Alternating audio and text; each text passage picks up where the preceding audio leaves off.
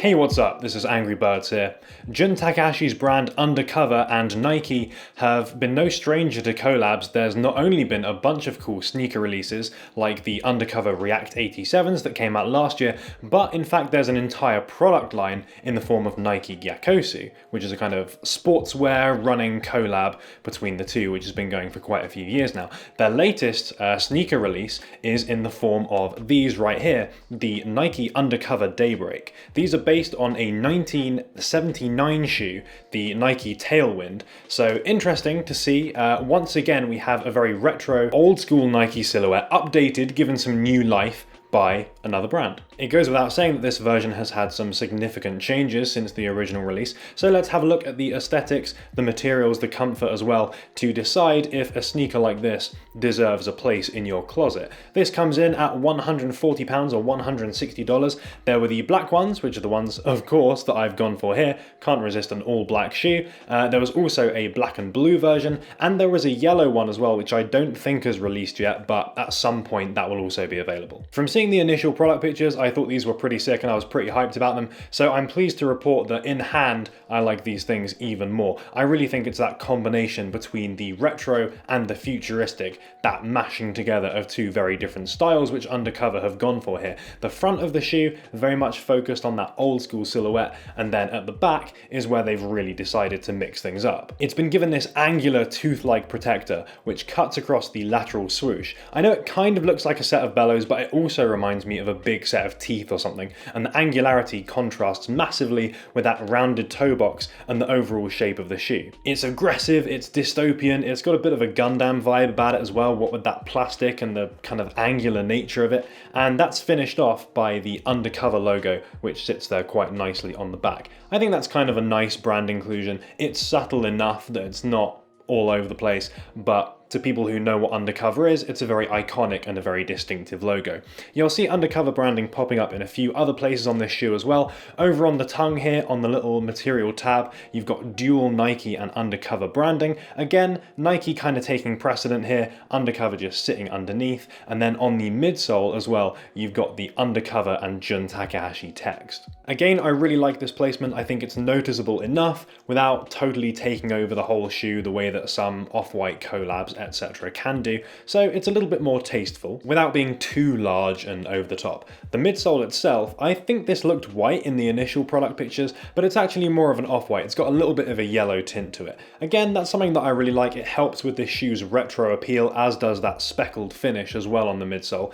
And the off-white, it reminds me of like a Rick Owens shoe, for example, where again they will use black and milk, they call it, colouring, particularly on the midsole of the shoe. The shoe's upper, like the Nike Tailwind on which this is based, is made from a fairly thin nylon mostly, with some suede detailing too. That's primarily over the toe box, but you'll also see this popping up around near the laces as well. The Nike swoosh and the heel tab on the back, those are both pleather. So there's a couple of different materials here, but there's not too much material-wise that elevates this over and above your standard Nike release. So maybe there's not that much construction-wise that differentiates it between a regular Nike shoe, but with a shoe like this, it's much more about the overall aesthetic and of course the massive plastic jaws on the back than it is changing the construction of the whole shoe. And to its credit, I do think it seems relatively well built, relatively sturdy. I've not really noticed any quality control issues, at least on my pair. The only thing that I would say is the very ends of the swoosh is not stitched on. It just looks like that's the way that they've stitched the tick to not include that very tip bit. There's just like a little nubbin on the end, but that's pretty minor. The other thing that's pretty good with these is the comfort. I didn't expect a shoe like this to be comfortable, A, because it's based on quite an old shoe, and let's face it, sneaker technology has come on a long way since then, and because of the addition of this massive plastic bit on the back, I wasn't really sure how, if at all, that would affect the comfort, but I'm pleased to report that I was very happy to wear these all day. I find them pretty comfortable. The sole has a nice little bit of response to it. I find it a little bit springy. It's a very flat sole though, so if you've got high arches, you might kind of feel like you're like resting on the balls and the heels of your feet a little bit. But yeah, in general, I find this pretty comfy. I think it's because of that nylon material that covers most of the upper. It's very thin and it's very supple, so it makes it very easy to wear. In terms of sizing, I bought these in a UK 11, which is my true size, and I find that these are pretty much a bang on. They're perhaps a little bit narrower and a little bit longer than your average shoe, but I don't think that's enough to make you want to go up or down at all. If you've got extremely narrow feet, then maybe you could go down half a size, but yeah, I think for your average person, true to size is going to be fine and you'll find these comfy. The outsole on these looks kind of cool. It's just got this geometric square pattern. It's very, very simple.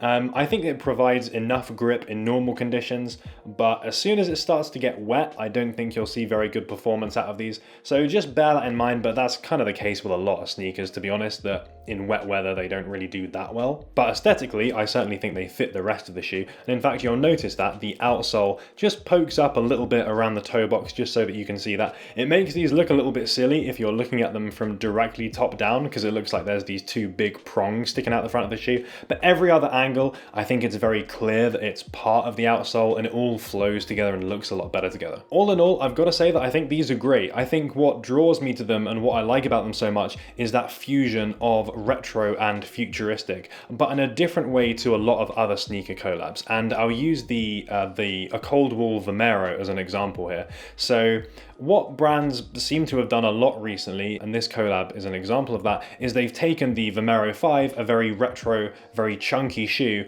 and then they've changed elements or added elements in the cold wool case to give it even more presence and to really bring out that chunkiness. But what Undercover have gone for here, they've taken something that initially was very slim and very understated, and then they've added their futuristic elements and changed it from there. So the result is something that is actually quite balanced, that has, yes, a very distinctive element and something that is quite big and quite unique on the back, but the rest of the shoe and the whole thing is quite a regular looking silhouette. And I think that gives it a nice little, yeah, it's got the cool element, but it's not too crazy and over the top. And that's going to make it a lot more wearable than a lot of these other chunky sneaker collabs. It's for that reason I can see myself getting a lot of wear out of the Undercover Daybreaks. I think these are both going to look pretty good with a tech wear outfit, particularly the all black ones, just because of that really brutalist, really geometric, angry looking heel on the back there. And in a more regular, more casual, streetwear based outfit too. I think your average sneakerhead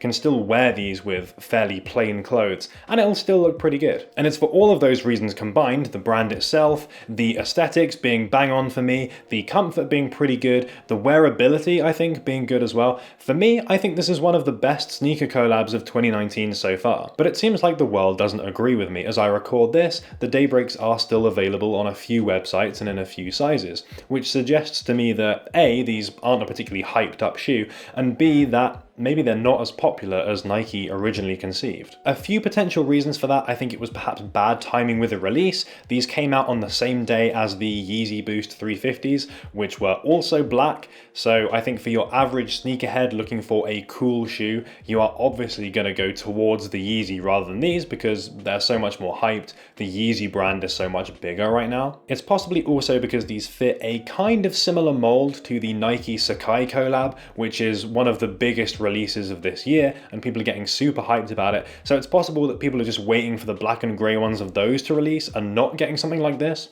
Or maybe it's just that Undercover as a Japanese brand is just not as hyped and not as sought after as some of the other ones like Off-White or Yeezy or whatever right now, and people just aren't really willing to invest in it. Undercover is an iconic brand and it's a big brand with a lot of history, but compared to some of those more high profile things, yeah, maybe it just doesn't have the same weight that some of those other ones do. So maybe I can't use these shoes to flex or get loads of Instagram likes or whatever, but I personally am super glad that I bought these. I really like them, and I'm sure if you end up picking these up, you will not be disappointed as well. So those are my thoughts on the Nike Undercover Daybreak. I really hope you guys like them as much as I do. Let me know your thoughts on them down there in the comments, and of course, as always, if you enjoyed this video, you want to see some more stuff, you want to see me focus on more sneakers, for example, then do hit that like button. It is super appreciated. And as always, I will catch you next week with another video.